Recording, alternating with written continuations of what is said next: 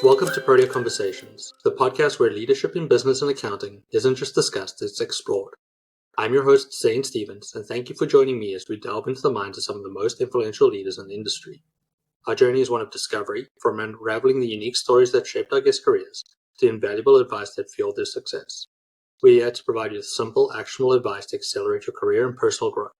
Whether you're a budding professional or a seasoned executive, these conversations are designed to offer insight and perspectives that resonate with everyone. So tune in, engage, and be inspired as we build better leaders together. Welcome to Protea Conversations. On today's Protea Conversations, I'm joined by Isaac Perdomo, founder of Opzer and a leading voice in automation for accounting firms. Isaac is on a mission to help firm owners reclaim the most valuable asset, time. Whether you're running a lean lifestyle firm or looking to scale into millions, the ability to streamline operations without burning out is critical. That's where automation comes in. With over a decade of combined team experience and dozens of accounting firms served, Isaac and his team specialize in helping firms systemize and simplify even the most chaotic workflows, eliminate manual busy work through smart automation, integrate tools seamlessly to avoid double data entry, unlock new revenue opportunities through CRM-driven efficiencies. In this conversation, we'll explore what most firms are missing in the software stack, how to stop revenue leaks before they start, and the mindset shift required to build a scalable, sustainable firm. If you're wondering how to get more time, more impact, and fewer headaches, this episode is for you. Isaac, welcome to Protea Conversations. Happy to be here. I hope I can live up to that great introduction, so I appreciate it. I think you will. I think what people are going to like the most is how much of a hard time you give me, generally speaking. We always have interesting conversations with our styles of the way I run a firm versus the ideal that you're working towards. And you swayed me a little bit towards your dark side, but always take an opportunity to give me a hard time. I have yet to get you to our side fully, so hopefully it'll help a little bit of that today. Yeah, we're trying. We're trying. What we're finding is a lot of pushback from clients. The wine industry just don't like the idea of subscription, fixed fee based services. They're very interested in hourly still, and we're definitely seeing that as a stumbling block. But we keep pushing. Our goal is to get 75% of the way there by the end of the year. Nice. We're not quite on target, but we'll keep pushing. I mean, that's always one of the challenges with running a firm, right? There are stakeholders involved, including clients, and you have to get their buy-in ultimately to what you're trying to do and make sure that they are aware that what you're doing to try to serve them better. Yeah, and that's the message that any firm owner who's trying to sort of adjust to the new world that we're working in is to realize that these changes are good for us, but they are really good for our clients as well, because it does free up time to do value-adding work rather than just compliance work. And that's where we can really make a difference to our clients, is give them the best opportunity to be successful and create a relationship where they want us around for a very long time. Yeah. And aligning incentives ultimately is one of the things we believe in. Again, depending on the client, I know that different people have different thoughts, but sometimes these clients feel they're on the clock. Sometimes what they're incentivized is to get less time from you when you kind of meant to be their advisors and accountant. Sometimes it's helpful to try to pick a model that better aligns with that. No, for sure. And, one of the things I always advocate, it's not a one size fits all. Even when we look at our book of clients, fixed fee makes a sense for a lot of them. A couple of them, it would make no sense because we're doing multiple tasks and filling in multiple roles at different times. It would be renegotiating a contract every month, which would, makes no sense at all. Yeah, definitely. Definitely. There's room for multiple models, I'm sure. So Isaac, explain to me how you live in this accounting world when you're not an accountant. What do I say? Well, I'll say this. I feel like there's a lot of similarities between engineering and accounting. Mm-hmm. Right? They're both like very analytical roles. Engineering is my background. That's kind of what I studied in college. And to be fair, also I've been exposed to the idea that computers can help financial accounting professionals a lot, because my dad was an accountant. My mom worked in IT for a big bank locally for many years. And I always had that exposure to the idea like, hey, computers, spreadsheets, automations are helpful for pretty much any profession, but for financial and accounting professionals, even more so because of their repetitive nature of sometimes their work, the recurring nature of the work, as well as I lost my train of thought there, but I was going to add another point. I might remember later, so we can go back to that. We'll come back to it. Let's come back to it. So you studied engineering, right? That's correct. And you studied that where? Well, part of my story, probably because of the last name, you can tell that I am not based out of the U.S. I'm actually based out of the Dominican Republic, beautiful island in the Caribbean. So I studied in one of the big colleges here.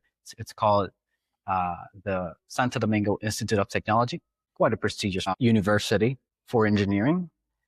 And what's funny, here's the funny story. I graduated at the top of my class. I spent so much effort, getting the best grades I possibly could, just to realize at the end of my 4 years, I couldn't really find a job. So that's was my first lapse from the real world, that businesses and organizations aren't necessarily interested in or necessarily care about your grades as long as they're really interested in you doing a good job. So that's kind of like that was really like the first event that really led me to venture out on my own and explore different paths, ultimately leading to the automation firm. So did you grow up in the Dominican? I did. Share a little bit about that. It's just intriguing. I try to sort of research the country a little bit, and there's bits and pieces, but I always feel like it's better to hear it from people that have actually lived that life. I mean, what can I say? It's a relatively small island of about 10, 13 million people. Very small, close community. I think it's something that's representative of us. Like, a lot of people know each other, very kind to both local people and tourists alike. A lot of the people that I've met over the years have had an opportunity. The people that I've met out of the US that have had the opportunity to come here, typically it's like some of our tourist areas like Punta Cana, as maybe you're familiar with. And I even had the opportunity to meet with one of the, accounting guys on LinkedIn, Brian Clare, recently, because he came here to visit. So a lot of beaches, a lot of dancing, a lot of interesting culture, music, and a lot of fun. Yeah, for a sense of everybody and how big the Dominican Republic is, it's with a quick Google search, it's listed at 18,704 square miles. Where I'm in California, that is listed at 163,696 square miles. So much smaller for sure. Yeah. And you're still based out there? Yeah, I am. It's funny because my siblings had the opportunity to migrate over to Canada. One of them is in Toronto, another one is in Ottawa. And we had at some point the opportunity to explore, like, could we go to North America? The American dream is a reality, even in some of these countries, especially as a way to further your career. A part of my decision was like, well, I'm working remotely. I own my own firm. I don't think I'm going to change what I do. And dollars go a long way here. So ultimately, I was like, well, you know what? And on top of that, probably the most important one, if I'm honest, is like my wife likes it here too. And it's a decision that as a couple we're making together. She really liked to be here close to her family. I think that's, as I mentioned earlier, something that's very common of Dominicans. They really like to be close to their family members and get together on a regular basis. So I think it was going to be tough for her to move out, and I didn't have an incentive financially or otherwise. How often are you coming through to North America? When? How often? Well, I guess I have several family members. I'm actually going there next week to Canada to visit my siblings. I try to go 2 to 3 times a year. I think we were talking about this earlier. There was just so much. It is exhausting for me to travel. So I have to be mindful about which specific opportunities, which specific events, with specific circumstances I'm going to allow myself to go over there. So typically 2 to 4 times a year is what I'm doing at the moment. It might be a little more as we grow the agency and I potentially try to get into like speaking opportunities and things like that. But at least for now, it's been like 2 to 3 times. And when you come in, where do you fly to through? It's funny because we don't have like direct flights to all states. The most common flights to New York. There's a lot of Dominicans over there. Although if I go to Punta Cana, which is the tourist city around here, there is a little bit more direct flights to things like I'm going to Denver, for example, in July for Bridging the Gap. There's a connecting flight for that. I went to Las Vegas last year as well. So there are some direct flights out of Punta Cana. More often than not, I have to pack my bags and make sure I'm going to do a couple of connecting ones to get where I want to go. And I'm not reaching just because I'm trying to plan my next vacation, but this is all super helpful. Yeah, no, it's an incredible place to have family vacation on, incredible weather all year round. I don't know how it's California weather is like, but that's one of the attractive points. Yeah, I mean, I live in Northern California, so we do get a little bit colder than most of California, but it's still pretty good all year round. I can't really complain. But it gets 30 degrees in the winter in the mornings. Yeah, that's Fahrenheit. Fahrenheit, yeah. So -1. Oh, that's still pretty cold. Here, it's probably the coldest it's gonna get is like 50s. Okay, yeah. Really interesting, just sort of, I was just in Mexico on Cancun and I was like looking over and I was like, all the islands are just there. There's the Cayman and Jamaica and Cuba, Haiti and Dominican. They're all just over there. Yeah. a little bit far away. But, when you start traveling like this around the US and you talk about being exhausting, it's like, coming from South Africa, the furthest flight I would do domestically, it was like 2 hours. Oh, that was terrible. Anything in the US, it's like 5 hours, 6 hours. Like it takes a lot of time. So, trying to do some of these conferences and get around, you got to do the international one, which I don't know if those flights are like it. I just went to Mexico, international flight. It was like a domestic flight, which is terrible service, bad seats, it's not what I understand from international when I go through Heathrow back to South Africa. There's none of the creature comforts. It's just like chuck you all in like cattle and say, good luck, enjoy your 6 hours on this in this stable. Yeah, definitely. Okay. So at what point did you decide I'm going to go it alone? This is what I'm going to do. I mean, as I mentioned earlier, after graduating college back in 2017, I couldn't get a job. And frankly, many of the job opportunities locally are not as attractive from a compensation standpoint. So at that point, I said, you know what? I'm going to do something for myself. I told my mom, give me a year. If it doesn't work in a year, I'll try something else. I'll follow your path. And she was kind enough to, still have me at home for that year. But probably after 6 months, I started, making money and getting clients. At the time, I was doing writing for a living, and I chose to do that for software companies specifically because I wanted to get exposure to that world.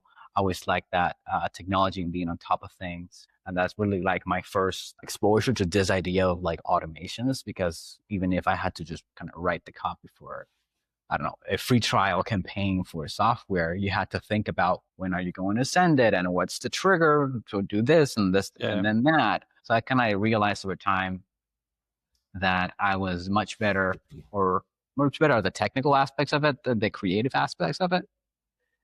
So back in 2020, with a friend of mine, we started doing this kind of work, helping other firms automate. First, industry is agnostic to kind of like any business, really. And in early 2023, really niched down to work specifically with like accounting, tax, and bookkeeping firms globally. So talk me through what does your engagement with the firm look like? So that has changed over time. I think that initially in our early stages, most of the firms we were attracting were already like further ahead, above average, so to speak, in terms of the things they had in place. They had maybe a good tech stack already put together, and they just wanted to fill in the gaps and integrate those tools. Over the time, I think as we expanded, we've also tried to get people that maybe are a little earlier on their journey, that maybe they don't know the solution yet. They just know that, hey, we're doing this completely manually. We're printing these things. We are, downloading these reports manually from different platforms, and we're having to like just type things in manually, pull these reports from these different payroll providers that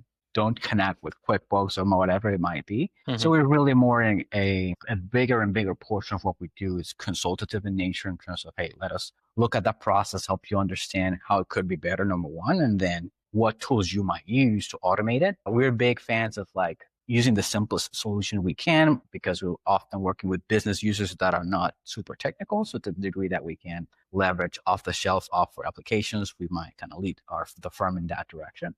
But when we have to do like a custom automation solution, we have engineers in-house to help them do that as well. How do we get accountants past their fear of technology? I think the fear is in the unknown, ultimately. And I think the only way you make the unknown known is through some degree of trial. So definitely that's something I've seen, where the people that are most comfortable, that just come to us and start engaging or move forward, they have already been doing it.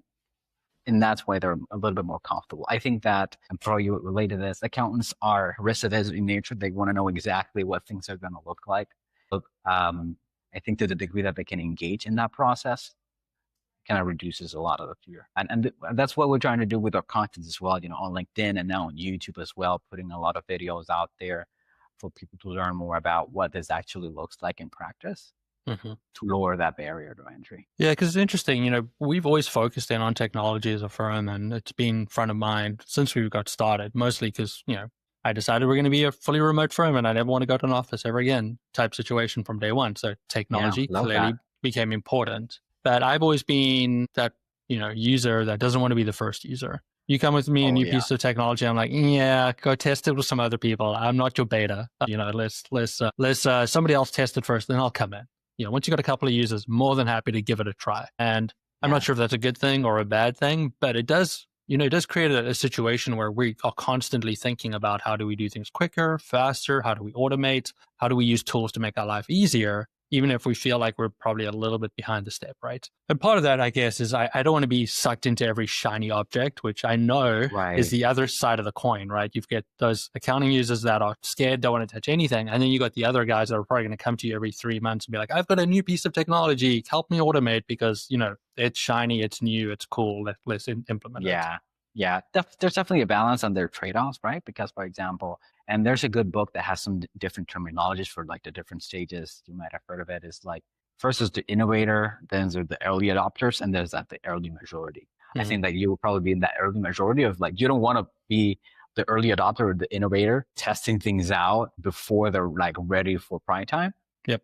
And there's trade-offs, right? We're probably like holding on to the tails of the early adopters. We're not that first group or part of that second wave that's coming in between early adopter and majority. No, totally get it. So I think that most accounting and accountants, especially like traditionals, are more on that later stages of early majority or maybe even like beyond that. But to your point, there are trade-offs. I wouldn't consider myself an innovator per se, because sometimes there are tools that are new, and especially in our context where we are advising firms on what to use. I don't want to advise a firm to use something that's new that might not be in business a year from now because they started 3 weeks ago. So to your point, I think like there's a benefit to just being aware of those solutions out there, but being very intentional about which ones you actually choose to. Yeah, and I think that's where a lot of the fear comes from as well, that as accountants, we see a lot of tools. You go to a conference this year and you'll see 10 brand new tools. And by the time the conference arrives next year, those, 8 of those 10 are no longer in business and they're just gone. And trying to figure out like which one is actually going to succeed is sometimes the hard process, because it doesn't necessarily mean the best one's going to succeed, because I've seen really great tools just not make it. They just, for whatever reason, can't get people to engage in their software. So how do we go about making those decisions about what are good tools, other than just talking to peers or talking to people like you? Myself here, but I think like to the degree that you can, within time constraints, explore them for yourself. I think that's useful. Mm-hmm. Of course, that might be in the form of, hey, they have free trials. Go ahead and test it out and see what you can do with it. Or if you prefer discussing or talking with a team, that's an alternative too. I think there's also like factors to keep in mind to ensure that what are the real technologies that you're going to be able to integrate seamlessly into your tech stack. And over the years, I've tried to like have frameworks around it. I am a fan of acronyms, so just to remember things. And the one that I've honed in over time for app betting and app selection specifically is just the acronym COST, which is we wanted to be cost effective. We wanted to be open. We can talk a little bit about what that looks like. Typically, that means open from an integration standpoint, such that if next year there's another tool, you can easily integrate it with the rest of your tech stack. S, I can't remember what it is right now. And T is actually trustworthy, which really speaks to the point we mentioned earlier of like, is this just established already? Has it been around for several years? And there's other things that you could do in terms of like, are they funded by, if they're went the venture capital route, do they have backing that will support them over the coming years? Because at least there's some validity there that at least an investor made this this was a worthwhile opportunity. So those are some of the things we like to think about in terms of like, this is worth implementing or looking at. Yeah, the trust side of it, I also like to look at who's behind it. If the founder or engineers that they brought along have developed something I like. Historically, like that's normally a good sign. Like if they've made something successful before, I always feel like they've got a better chance of being successful, especially if they come from the same space, they talk the same language. I also like firms that bring in other accountants as part of their team to help build it out. Like people who have actually run a firm for 5, 6, 10 years, and they're talking to them, getting ideas, approaches. It makes me feel more comfortable that it's not just somebody who saw a gap in the market and is trying to squeeze something in there just to work. It's actually understanding this is what that gap is and how do we fix it. I find that trust part is really important. I don't know if I could switch the acronym around, but I would start with the T. The trust part is the most important part for me. Well, we have cost, so unfortunately, like maybe I'll have to like put another word, task or whatever. But the other thing I think is important to mention is that, at least from our perspective, we're trying to come from a different angle. I think like there are a ton of apps out there. And frankly, now that with the venture of, AI, this is just going to lower the barrier for people creating more and more applications in the market. That at least we came from the angle of like, do firms really need more apps, or do they need more hands-on implementation of what's already out there and better integration within them. So I think that's another, I guess, important point maybe for the audience sake in terms of understanding the problem we are trying to solve. It's not necessarily let's create another app because there's many out there already, but how can we help you make sense of it? Yeah, I think that's an important point. And I try once a year to sort of sit down and look at our tech stack and go, does this still make sense? Is this still fulfilling the task? And I will normally do this just before Intro Connect because it's a good time to go, this one app is no longer working for us. Can any of our apps fill the gap? No. Okay, let's go then source something that could fill that gap because this is now just a stumbling block. Yeah, definitely. And I think that's the right approach, right? Make sure that you are at least once a year, if you have team members that are can like own that maybe a little bit more frequently, evaluating that consistently. And to your point, making sure you are going inside out, not outside in, because people go to these booths and this conferences like, cool, let me see what's out there, as opposed to saying, hey, let me take inventory of what we've got, what we need, and then go out there with that need and see if there's anything that can fill it. Yeah, because if you just walk on the floor, you're going to get sold by the best swag and the guys that are talking the most, the ones who are having the most fun, the ones who invite you to the parties. They'll easily be able to sell you, and that's not necessarily a useful place to be. Yeah, definitely, for sure. I agree. Software companies got very good at engaging with the community and kind of swaying them to the. So Isaac, you talk a lot about reclaiming time. I do. So what do you see are the biggest time wasters that consistently show up in accounting firms? I mean, if I were to talk about it just like generally speaking, there's typically a lot of like duplicate data entry that happens where there are redundancies, sometimes between tools, between people. If you have a firm that has, especially as they grow bigger, you might have different people, doing things in different ways or potentially having overlaps when that's not necessary. There's usually a lot of, anything that's data entry, we believe should be automated, not only for the efficiency gains, but also from the accuracy gains that you might gain. Because of course, you guys do rely on data to be accurate. So to the degree that we can minimize that human error, that's very helpful. More practically speaking, in terms of use case, we've tried to like hone into both like onboarding, tax prep, and bookkeeping a month in as like 3 big areas that we focus on over time. And each one has like different stages that we go through to see, let's kind of go through each box and see if there's anything that then a firm could benefit from. For example, on the bookkeeping side, we have a list of like, let's talk about sales entries. So how does the sales of your customers make it to QuickBooks if they do? Of course, if you have kind of the bank feeds, that's something that QuickBooks handles. But are there any other payment processors, POS systems that are not bringing that data in, and how can we connect that?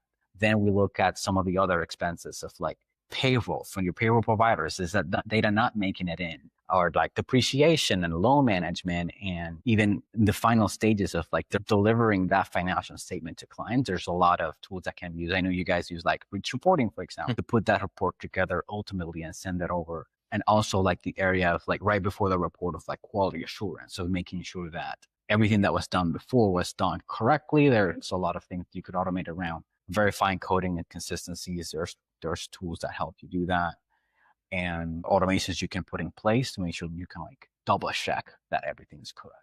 So that's an example of like the patterns we've seen across bookkeeping specifically that we usually like to look at to see what specific gaps we could fill. That's really interesting. There is so many tools that can automate out there at the moment, and a lot of them work and some of them don't. And then we've definitely got, a wave of accountants that are jumping head first into automation. How can we automate everything? How can we use AI on every piece of our lives? And I went to a conference a couple of weeks ago and I got to meet some of them, and people are doing some crazy stuff with AI and automation. And it's like, wow, that's amazing. You're going to get rid of all your accountants one day, which is interesting in itself, but that's okay. It gets you to focus on, most of these guys were tax people, so they want to focus on the planning, less on the compliance, which makes sense. Right. Obviously, a place where open to a lot of automation, a lot of AI-driven tools in the future. And this is a small percentage of the accountants, right? Maybe 10%, maybe 1%. It's probably a pretty small number of the people that are willing to do that. You have the opposite end, and you have those accounting firms out there that are still living like it's the 1990s out there, using tools that technology part like provider doesn't even believe in anymore. Yeah. How do we bring those people out of the 90s, at least into the early 2000s, if not into 2025? That's the $1,000,000 question, Zane. I'll say this. I think there are some people that, I mean, I hate to say this, but maybe there's no way to save them in terms of, I mean, and then like being frank and honest. If you have, if you own a firm and you're 65 years old, maybe it doesn't make sense for you to explore any of this automation AI stuff because you're going to be out of the industry pretty soon. Maybe the best thing for you to do, just do things the old way while you can, and then, you know, retire happily ever after. But I think anyone that's not 5 years or 10 years away from retiring should realize that this is the future, and maybe even the present if you want to look at it that way. And this is the way things are going to look like. Eventually, it's really a matter of when do you choose to jump in that, you know, chasm we talked about. Is like, do you want to be just the early majority? Typically, what we see with any technology is that the people that adopted earlier than others typically have, you know, see those benefits earlier in terms of like margin expansion, in terms of better client experience because of some of these technology pieces they put in place. So it's ultimately whatever the firm owner or leaders in the company are comfortable with, and when are they willing to jump in that chasm curve, so to speak. Okay, so we got to drag accountants into the new world and get them to do some sort of automation, right? Like this is the goal. Like, you know, even me, like I'm sort of there, but I'm dragging my foot a little bit. For the firms who are really struggling, they've still got some runway. They're going to do this for a while still. What is automation 101 things they should be thinking about? Automation 101. I'll say this, because we've seen the big benefits and it's the simplest thing to do.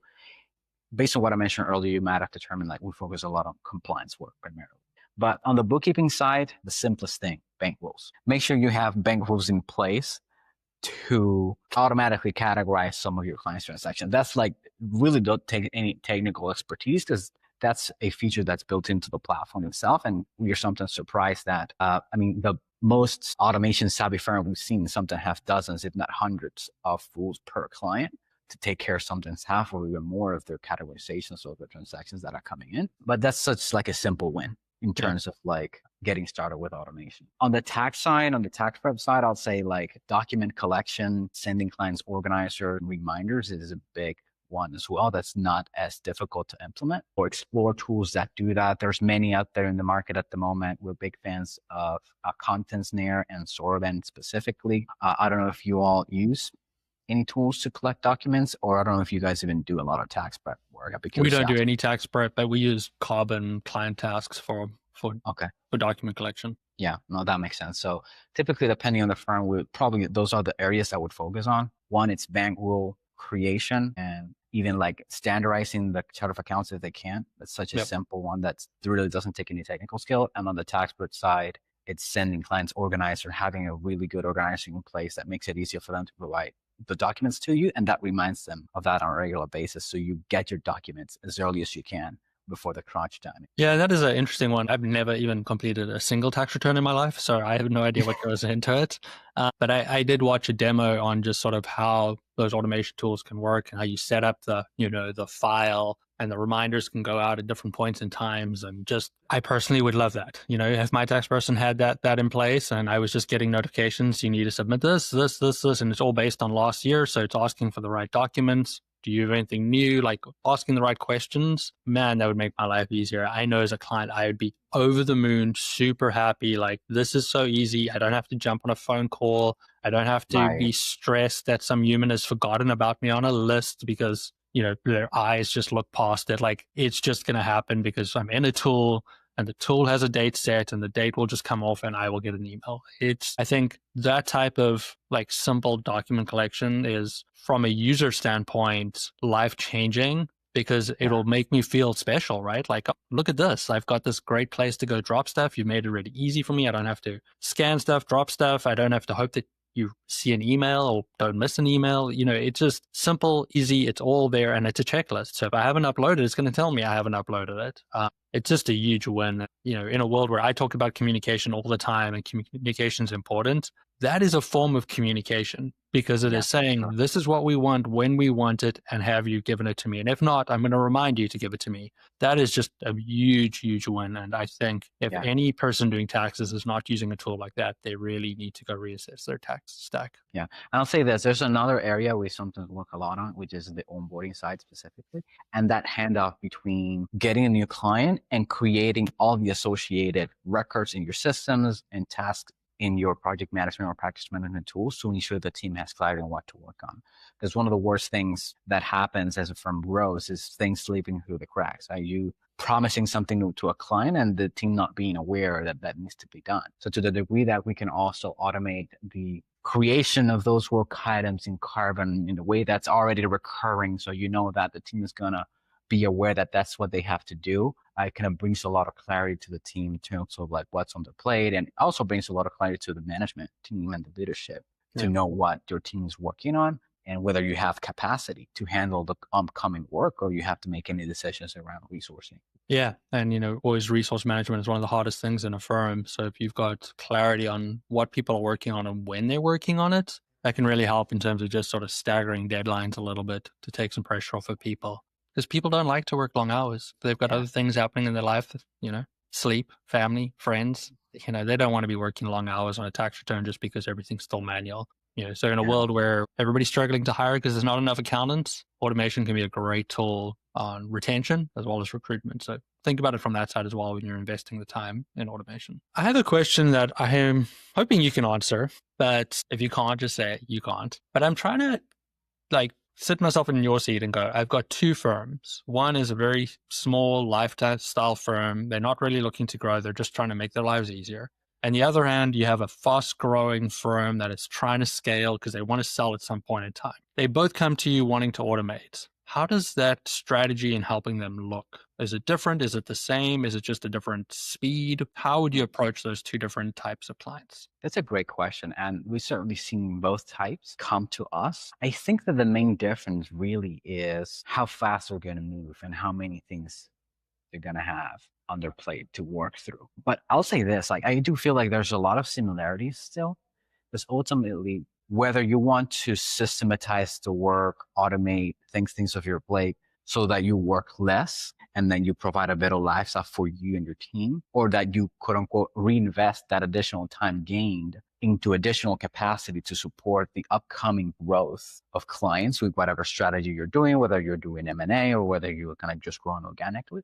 The steps are the same to get there, right? Like you have to better understand what are your processes look like, see if there's any opportunity for improvement, see if there's automation that could help you, and then making sure that that's done appropriately with the proper tools so that ultimately you can save that time. And then I think the only difference is after that, when you either choose to gain that time or reinvest it for growth. So it's a good question. I don't think I've thought about it long enough to have a better answer than what I just said. Maybe it's something I'm going to sit on a little bit. Yep.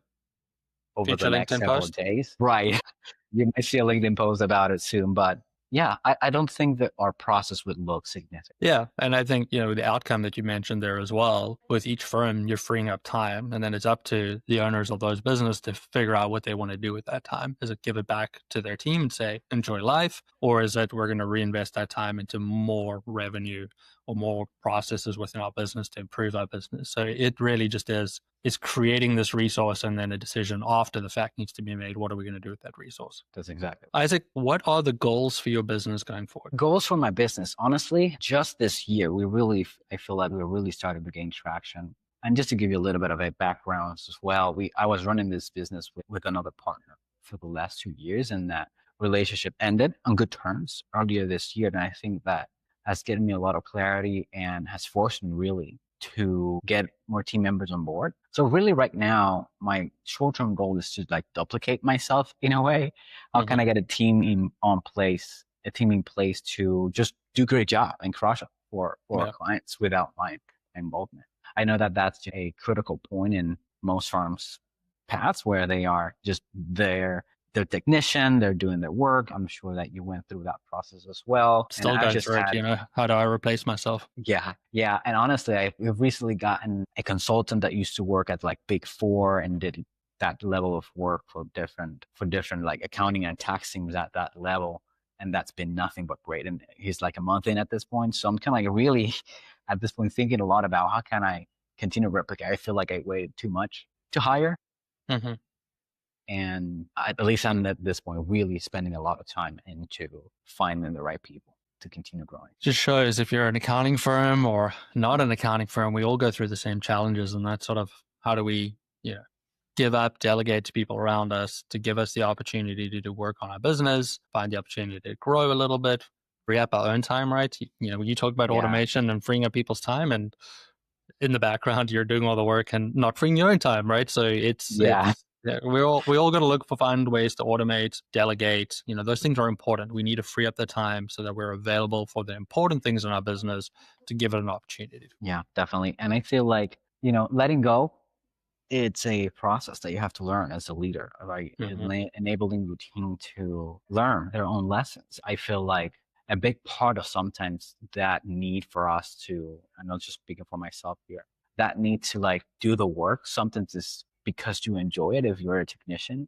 And what I've realized over time is I enjoy it. I like learning, but it also means that I'm stealing my team from the opportunity to learn. I'm stealing other people the opportunity that I want to take for myself. And sometimes it makes sense to, reach a point where, hey, it just makes more sense, both for the business, but also for these other humans in the planet that will enjoy doing that work and we get a, satisfying job out of it to do them rather than us as the firm owner. Yeah. And important to grow people as well. And the only way to grow them is to give them opportunities. Yeah, for sure. I know you're big on people and kindness and all of that. Yeah. I find it's really important. We kind to people. They tend to get the best out of them, and kindness grows kindness, and that makes it a better world for all of us. So very important. And then big believer in team. I tried to do it all myself in the beginning. I worked 100-hour weeks. I do not recommend it. It takes a lot out of the body, and it shows up in my gray hairs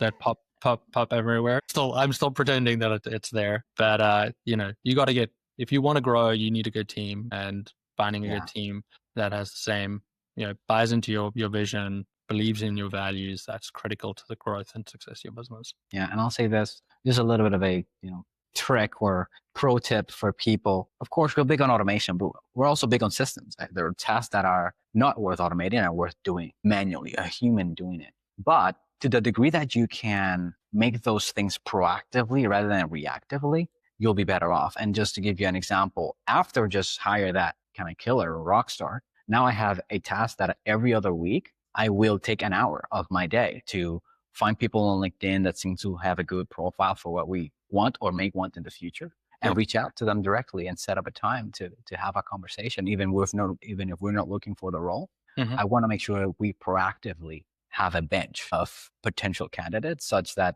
I don't have to go find someone once we're crunched with capacity. We can't take another client because we have, and we're having to spend a lot of time, 50, 60-hour weeks. I don't want to, at that point, make the effort.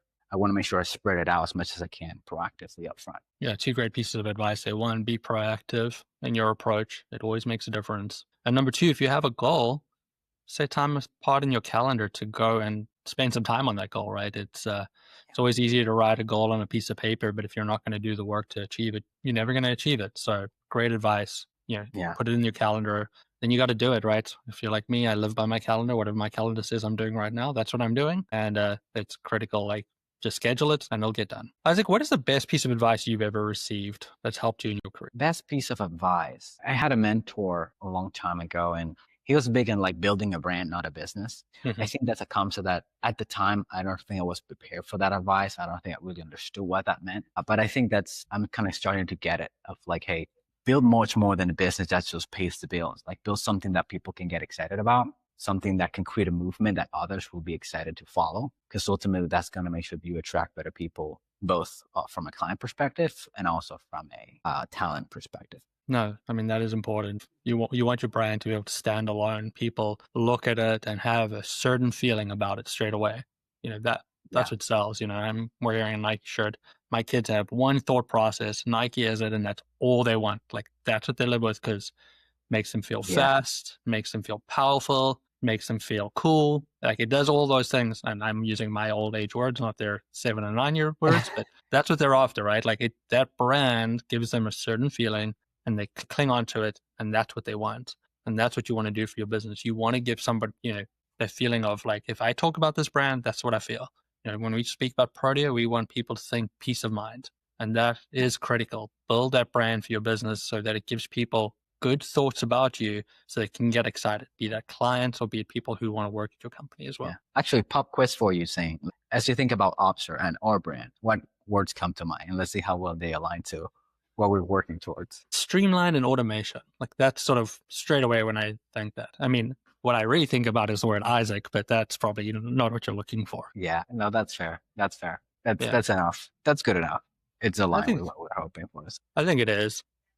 After today's conversation, I think a lot more of freeing up time is going to pop to my mind. And I think for me, like, thinking tons about automation the last 18 months and trying to add it everywhere we can in our company in small little steps, that is so important, just freeing up time, because time is such a limited resource. And the more of it we can free up to spend time with our family, do things we love, invest more time in our business, like that is so important. Like I don't have enough hours in the day. Doesn't matter, what I do. And I can fill hours up every single day. So when I think about automation, when I think of Isaac, I'm going to start thinking about freeing up time to do things I love. Sure. I appreciate the insight and the feedback there. Isaac, I've really enjoyed our conversation today. On Protea Conversations, though, I do like to always ask our guests to give me a little insight into who Isaac is outside of the business. Who are you on a day-to-day in your normal life? And do that by just sharing something about your personal life that give us, a small picture of Isaac the person. Yeah. I mean, I talked about earlier living in a tropical island and liking dancing a lot. I take salsa classes every Monday. And actually to give you a little bit of a insight into how I'm thinking, a lot of people talking about AI is going to take over all jobs, etc. My thing has always been, if AI takes over, I'll just become an instructor of salsa classes. Because I don't think that people are going to want to learn to dance from a robot, and programming will know how to dance. It's probably going to be damn hard. So that's a little bit of a small insight. Yeah, I'm not sure if they can build robots with hips that move the right way. Yeah, I think they'll have a hard time. And I don't think they have a strong financial incentives to do that. Right? They're probably going to do the factory robots first. And then maybe the bartender robots next. But I don't expect that to be any time in the books. And knowing this robot over here that can barely move his hips, your job is safe. For sure. Isaac, I really enjoyed this today. We like to finish with 5 rapid fire questions. If you're ready, I can shoot them through to you. What is your dream vacation? Dream vacation. I'm going to sound boring, but I just like to have be in the mountains and just like a good bed that I can sleep on for an entire week, just being by myself alone, not necessarily, in any extravagant areas at all. Nice. Do you prefer audiobooks or paper books? Big fan of audiobooks. I always have my earphones plugged in when I'm walking, when I'm a commute. Big fans of audiobooks for sure. If you have 20 minutes to exercise, what would that exercise be? I love walking. As simple as it sounds, it's probably my favorite thing. It helps me decompress. It helps me think. So it would probably be walking. I'm a big fan of walking as well, especially with something an plugged in my ear and plugged listening in. to a book. Yeah. What is your favorite piece of technology that makes your life easier? I mean, I'm going to have to give a shout out to Zapier. It's just one of the tools we use a lot to do our work and help us like plug in different tools together. So that's probably my number one. Nice. Last question. When Isaac was growing up, what was your favorite meal? Favorite meal? I'll say this. We eat a lot here locally, something we call the flat, which is just like rice, beans, and meat. But beyond that, I always liked also like pasta and pizza, like Italian. If I have to go to a restaurant, probably Italian would be my first choice. Well, rice, beans, and meat sound like a delicious choice. So, can't go wrong with that. Yeah. Isaac, I really appreciate your time. Thank you for joining us in Protea Conversations. Thanks for having me, Zane. And with that, we ended another Protea Conversations. Thank you for joining us in this journey of learning and inspiration. Today, we've gained insight from our guests and taken another step towards understanding the diverse tapestry of leadership in business and accounting. Remember, each conversation is a step towards the positive transformation of business leaders. We hope our discussion has given you valuable takeaways to apply in your own career and life. Don't forget to subscribe to Protea Conversations on YouTube and Spotify so so you never miss an episode. We'd also love to hear your thoughts and experiences, so connect with me on social media channels. I'm most active on LinkedIn and would love you to join the conversation. Join us next time for more engaging stories, advice, and conversations that matter. Until then, keep striving for excellence, embracing growth. Thank you for listening, be kind, and goodbye from Protea Conversations.